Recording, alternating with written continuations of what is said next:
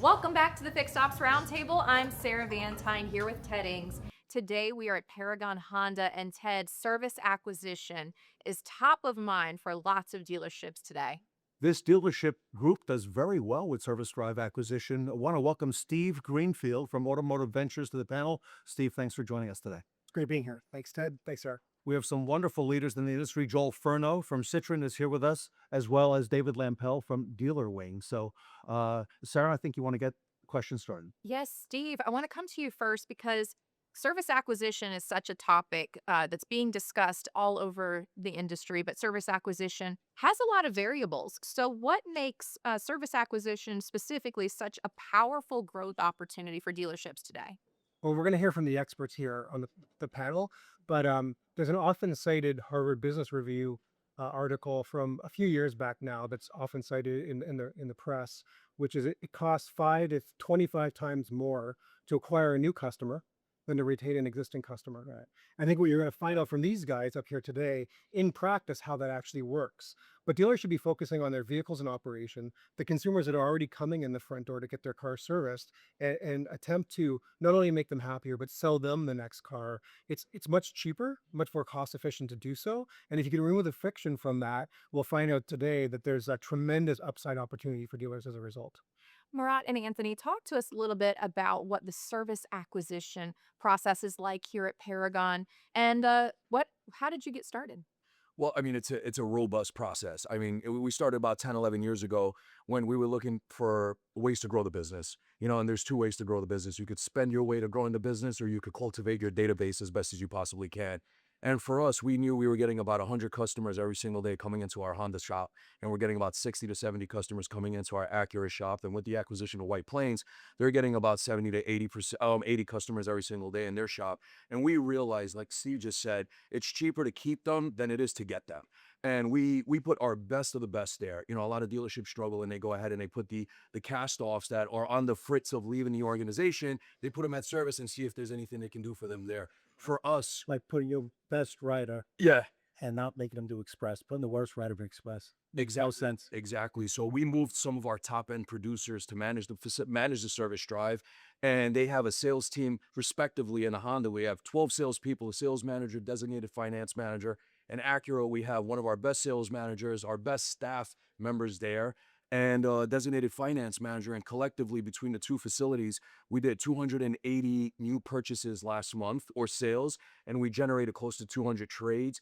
And a combination of both, and I don't want to get too in the weeds with the profitability, but we generated probably about $600,000 in just variable gross, not including internal, not including what those trades generated for us on the secondary market. So those departments alone are probably responsible for about $2 million in revenue every single month. And how can that be a blind spot for us? And we can't allow it. And for us, we've realized the more money we spend in marketing to drive customers that haven't been here in 200-300 days, we now give them an opportunity to upgrade a car. And we're building a culture for customers when they come in to get an oil change, that they know someone's going to offer them a new vehicle. And you never know when that customer is ready to upgrade. You never know if there's a new member of the family joining. You never know if they need something smaller, something bigger. And rather than them going out on their own to try to find something, they'll come in for service, get their basic maintenance done, and get a proposal to upgrade for a new vehicle. And if we could do that with every single individual that comes into the dealership, that comes into our service drive, we'll continue to grow that business. And it's a new set of customers every single month. A bunch of happy customers leaving too. Some in with their wreck card or an insurance claim, or even with a new car, same payment, sometimes even less. Joel Furno at Citrin, you staff service drives at hundreds of dealerships throughout the country with your valets and your team. What are some of the things that dealers should be focusing on beyond just revenue when it comes to service drive acquisition? Yeah, I think these guys touched on it. It's all about customer retention and customer experience. And I do think it enhances the customer experience at the service department when there's additional value offered, whether it's a free appraisal, whether it's having a conversation about inventory that's available. And so beyond just the gross dollars, I do think it's a huge retention tool and a way to enhance the overall service experience. And David, you're working with the people here at Paragon and Dealerwing. Tell us about it. So when it comes to service acquisition, I think one of the most important things that you need to realize, if you're getting customers in that haven't been in for a while, you don't need to make all of the money on them up front. It's not necessary. And one of the things that we school our dealerships nationwide on is that when they come into the store, if they haven't been in a while, it's okay if they don't buy everything. It's okay if they just come in for what the advertised price is. And you need to be okay with that. And the team needs to be okay with that and worked accordingly, because you never know when somebody that comes in for a lost leader or whatever ad that you have across the board, um, is going to, you need to give them a great experience. And if they have a great experience when their check engine light comes on, when they have a rattle that they're not aware of, that's when you get a chance to really sink your teeth into those customers. You need to understand that it's not necessary to do it the very first time. And when you work it that way, you build customers for life, and that's what we're trying to do.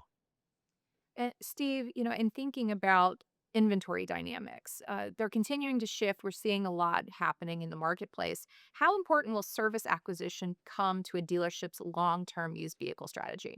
I think more and more, Sarah. I mean, OEMs are under pressure. They're under pressure from a lot of reasons, right? Consumer tastes are changing. A lot of the OEMs are taking massive write-offs on their EV portfolios and investments. And now, at least internationally, they're getting squeezed with the Chinese. I suspect dealers might not want to hear this, but I suspect new car grosses are going to continue to be under pressure. Dealers have to say, what are the controllables, the things I can control? As these guys have illustrated, what you can control is how you look at fixed ops, right? I like in selling new cars, and maybe dealers won't like to hear this, is like the Gillette and razor blade, analogy, where, you may not make a lot of money on a new car sale, but you're building your vehicles in operation that you can then retain. And when you have them in, you're making most of your gross margin anyway on fixed ops. And then if you have the opportunity to sell them again, that cycle continues. You keep selling them the handles, and you're going to make your money on the razor blades overall. So I think that, looking at the controllables that you have, which is fixed operations and used car sales, and look at, the lever you get out of selling new cars to consumers to build the vehicles in operation, which ultimately feeds fixed ops, is probably the healthiest way to look at your business over the next couple of years. And Murat, speaking to the dealers and folks around the country and around the world who are watching, what advice would you have them in terms of service drive acquisition and getting into the game? If you don't have one, get in there. You don't know what you're missing out on, especially with compression right now. We use car inventory. It gives you the opportunity to stock the shelves. And you'll have people go to the auction and keep their hands up and pay top dollar for cars that they don't know anything of. But you won't step up on a customer that you've sold a car probably 2 or 3 years ago, and you have the full history of that vehicle. You should have complete confidence in yourself to spend whatever you need to spend on that car to stock some shelves, because the used car market is based on selection. And if you have limited selection, you're not going to do well in used cars. But if you have the ability to fill one of each of every model that you do sell over a course of a period of time, you have the ability to catch somebody out there that might be looking for something similar. But if you run with an inventory that's skinny and tight and it's very selective, you're going to have that type of buyer that's looking for that type of car. So you want to have a wide array. And some cars may not make sense to stock. It's okay. There's somebody out there that's interested in something like that. And the service drive gives you the ability to purchase whatever you need, whenever you need it, quite frankly. Exciting opportunities, Ted, and service acquisition is just going to continue to become an even more important element in dealership operations. That's right. It sounds like it's just the beginning of the journey, Sarah. I'm Ted Ings. I'm here with Sarah Vantine. We're in Queens, New York at Paragon Honda, and we are going to be right back.